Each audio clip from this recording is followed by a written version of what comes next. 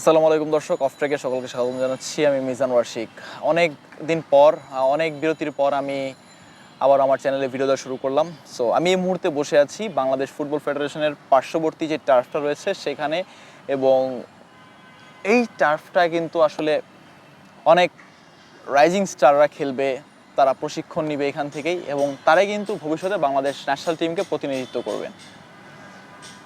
তবে আজকের আলোচনাটা একটু ভিন্ন প্রসঙ্গে, ফাহমিদুল ইসলামকে নিয়ে।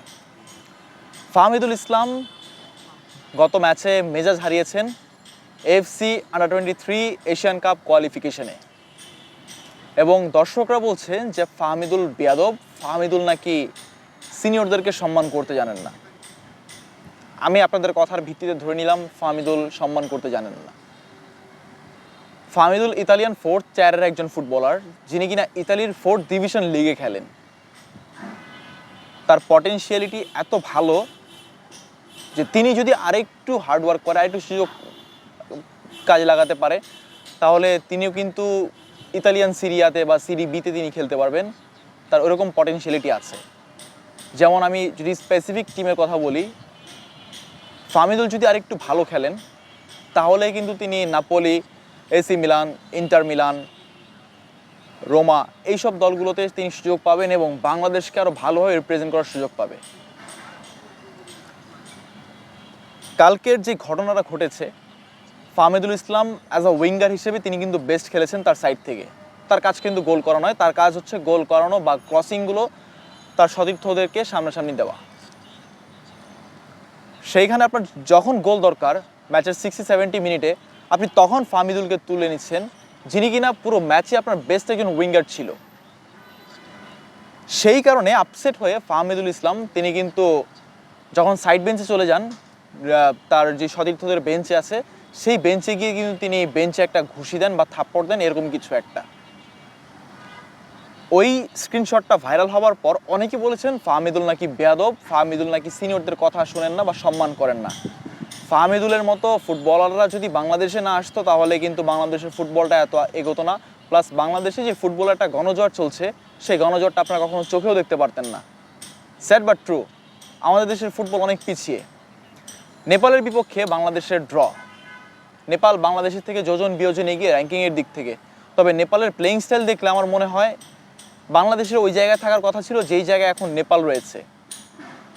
মালদ্বীপ 167 নাম্বার র্যাঙ্কিংয়ে, বাংলাদেশ 183 নাম্বার র্যাঙ্কিংয়ে। মালদ্বীপের খেলা দেখলে মনে হয় বাংলাদেশের 160 নাম্বার র্যাঙ্কিংয়ে থাকার কথা ছিল বা দরকার ছিল।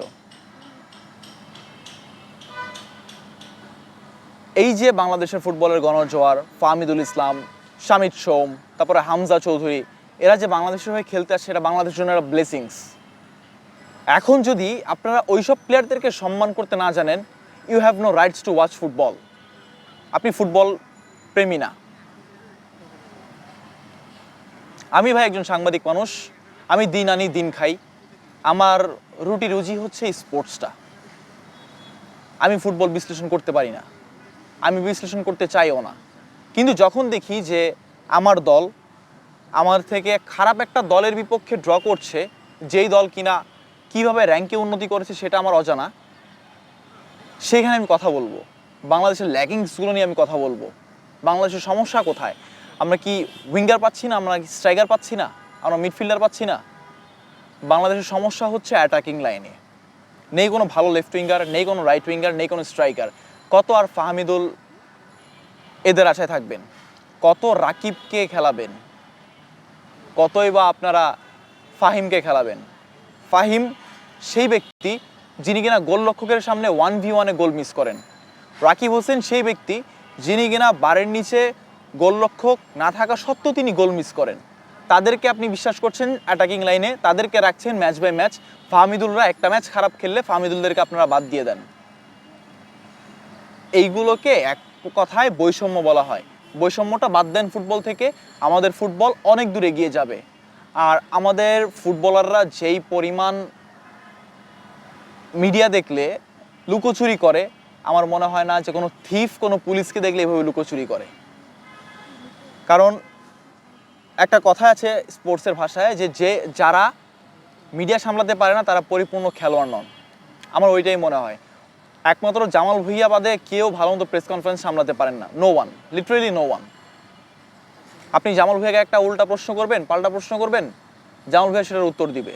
বাট আদার্স ক্যাপ্টেন্সদের যদি আপনি এই সেম কোয়েশ্চেনটা করেন, তারা কিন্তু আসলে চমকিয়ে যাবে বা পরবর্তীতে তারা আপনাদেরকে কোনো সংবাদ সম্মেলন দিবে না। So that was view from me and এই ছিল আর কি আজকের মতো কথা। তবে অপেক্ষায় থাকবো 9 তারিখে দেখা যাক বাংলাদেশের রেজাল্টটা আসলে কি আসে। বাংলাদেশকে আদৌ জিততে পারবে নেপালের বিপক্ষে? বাংলাদেশকে আসলে ট্রফিটা নিয়ে আসতে পারবে নেপালের দশরথ রঙ্গশালা স্টেডিয়াম থেকে? ততক্ষণের জন্য গুড বাই, সি ইউ, আল্লাহ হাফেজ, আসসালামু আলাইকুম।